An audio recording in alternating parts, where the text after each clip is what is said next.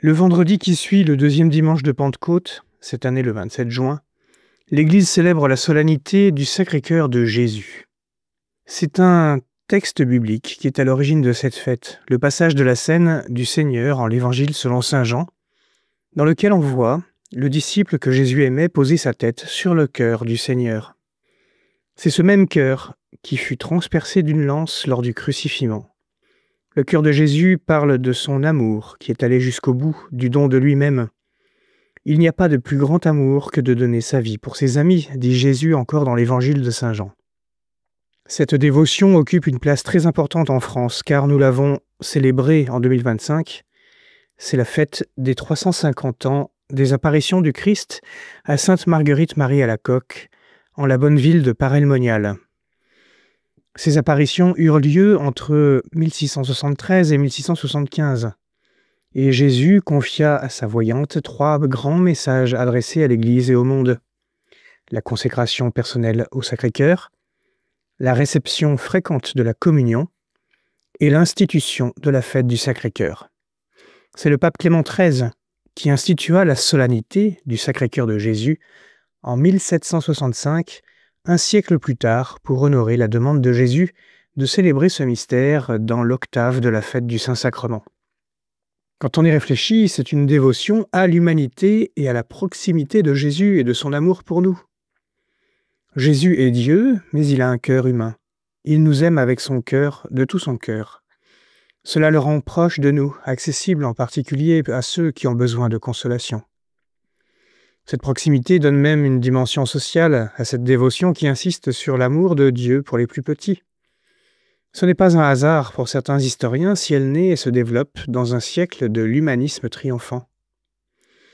On met en valeur l'humanité de Jésus, que nous partageons et que nous exaltons même. Dans son encyclique Dilexit Nos sur l'amour humain et divin du cœur de Jésus-Christ, le pape François propose tout un développement sur la place du cœur dans l'anthropologie chrétienne. Plus que l'organe de l'amour, le cœur est le centre de la personne, lieu où tout ensemble ne fait qu'un, pour paraphraser le psaume. Il convient donc de le garder des atteintes et des agressions de l'extérieur. Cela rejoint le commandement biblique à garder son âme. On me demande parfois s'il convient d'associer l'encyclique Dilexit Nos au grand texte de l'écologie intégrale, à la manière de Laudato Si ou de Fratelli Tutti. Même si ce n'est pas son objet, le Saint-Père fait lui-même un lien explicite en conclusion, je cite « Le contenu des encycliques sociales Laudato Si et Fratelli Tutti n'est pas étranger à notre rencontre avec l'amour de Jésus-Christ. En nous abreuvant à cet amour, nous devenons capables de tisser des liens fraternels et de prendre soin ensemble de notre maison commune. » J'aimerais retenir 2 traits de cette encyclique qui montrent ces liens. Le premier aspect sur lequel je reviens est qu'à travers la méditation sur le cœur de Jésus, il réalise au début de l'encyclique une méditation sur le cœur humain. Cela permet d'articuler la relation à l'autre et relation à soi-même dans le tétraèdre de l'écologie intégrale, je cite. Dans le cœur de chaque personne, il existe ce lien paradoxal entre la valorisation de soi et l'ouverture à l'autre, entre la rencontre très personnelle avec soi-même et le don de soi à l'autre. La relation à soi s'approfondit dans la relation à Dieu, car, je cite, « Le croyant réalise alors qu'il est le tu de Dieu et qu'il peut être un je, parce que Dieu est un tu pour lui. » Mais du déséquilibre de nos cœurs dans ces relations naissent de grands désordres qui peuvent mener aux crises diverses que nous traversons. C'est pourquoi, paragraphe 31, nous retrouvons une citation de Laudato Si, pour signifier que c'est le Sacré-Cœur lui-même qui est le principe unificateur de la réalité, le cœur du monde, centre de l'histoire.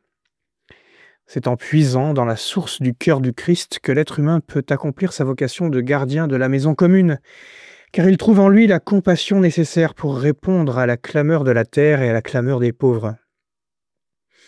Je cite encore, « Devant le cœur du Christ, dit le pape, je demande au Seigneur d'avoir à nouveau compassion pour cette terre blessée, qu'il a voulu habiter comme l'un d'entre nous. » La dévotion au Sacré-Cœur est une dévotion qui insiste sur l'humanité du Christ, qui a un cœur dans lequel chacun de nous peut se confier et se reconnaître. Mais pour le pape, cela va encore plus loin. Je cite, « Le Christ a assumé tous les éléments qui composent notre nature humaine afin que tous soient sanctifiés. Tous ces éléments, nous les partageons avec la création. Ce sont les mêmes. On peut ainsi vivre la dévotion au Sacré-Cœur comme une plongée dans le mystère de la sanctification de la création tout entière. »